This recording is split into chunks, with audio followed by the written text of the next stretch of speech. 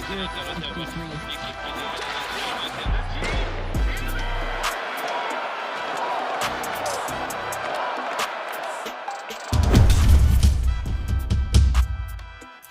and welcome to another episode of Hockey Inside Out.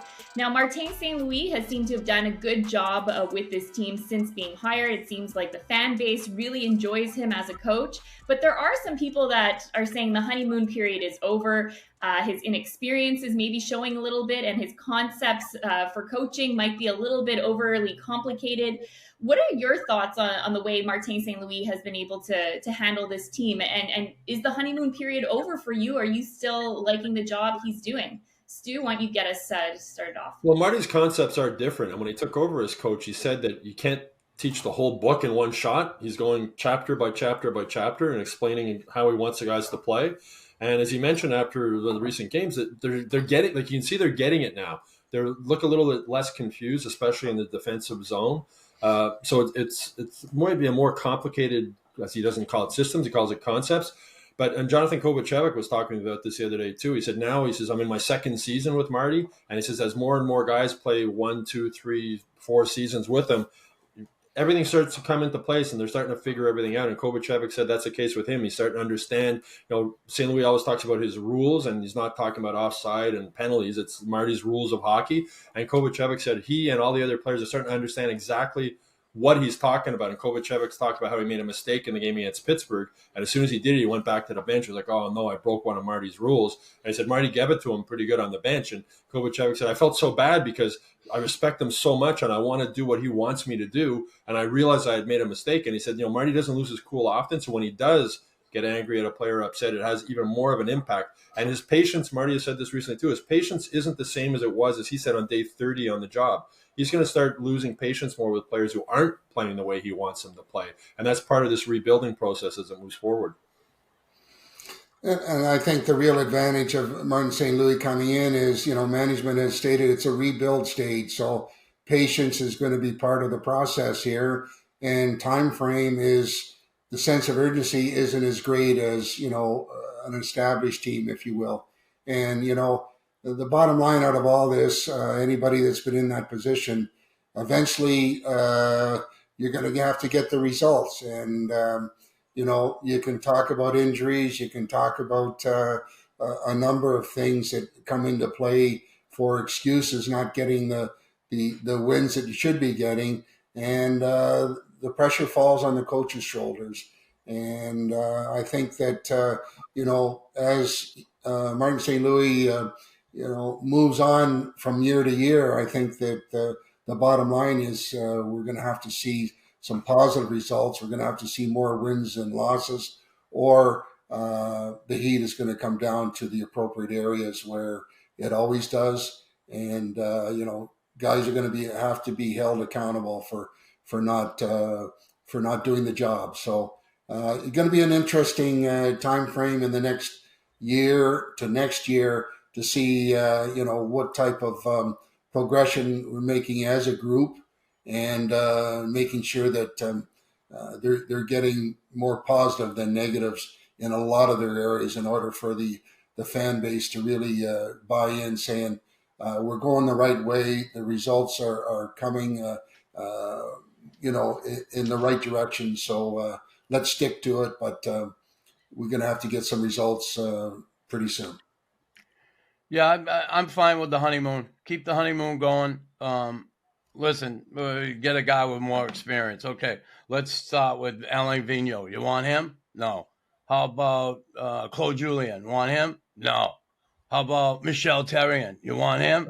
No. How about Michel Bergeron? There's another one. Because, again, you're going to, Bob Hartley. Like, you're going to need a guy that can speak French. And I'm not saying there aren't not good French coaches in the queue and good guys that can come in and do a job. But, Jacques Martin is gone now. We can't get Jacques. I think he's the perfect guy for this group. And, yeah, like Greeny said, eventually we're going to have to see it turn into a winning team consistently. And if that takes another year to 2 years, that's what it's going to be. And conceivably, that's what it could take if you really look at it and what they have and the development. There's usually a 5-year plan, they say. So you're going to give this kid the 5 years? I think Gordon and Hughes together as a team are really good. Just look what they've done with the organization as far as stocking it. And they've stocked it with some really good players. Now, do we have those superstars just yet? Yeah, not Caulfield, Suzuki. Are they at that level yet? No. But they've certainly made some great moves. You remember a couple of years ago here when Bergeron was here, they had nobody in there. You couldn't go get a guy from the minors. We were just talking about Stevens. Oh, let's go get Joshua. You couldn't do that 8 years ago. You couldn't find a guy down there. And I think they've really turned this thing around and have it in pretty good shape. And Marty, I think, is the perfect guy to develop and help these kids learn how to win and learn how to play the game the right way. So, yeah, I'd stick right with him through thick and thin here. And there'll be a day where he's going to have to go, but not too soon. I love what he does here. Really a breath of fresh air, I think, for a lot of players. The other thing I like what Gordon and Hughes have done, Knuckles and Rick, is bring you guys back into the fold, right? The Oldtimers guys, the old Canadians players are welcome around there again now, right? They ask for your comments sometimes, your opinions on things. Yeah, they've been really good with us, and including us in so much stuff that we never had a chance to be around before. I think it's enjoyable to exchange with the current players. I think some of them enjoy a couple stories, and just being part of the organization and sharing some good and bad times is all fun. Yeah, it's good to be around. It's nice to be around the organization. Like I remember when me and Rick were there. Like Dickie Moore would come in the room, Toe Blake, Henry Rashad, Rocket would come in. Jean Beliveau was around. All these guys, they walk in the room after a game and Saturday night and talk to the guys, and it was awesome. I'm not looking for that. I don't need that. This is their time, these players. It's their locker room, and that's great. But it is a nice thing for the older guys to feel welcome around the organization, where when Bergie was here, he could have gave a rat's ass about any of us. So,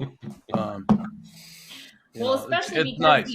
The organization since '93, as we all know, has not done much. So it's like, why not celebrate you guys who, made this franchise what it is? So it's great to have you. I think Bergie thought it put too much pressure on the boys. Having guys that actually won around.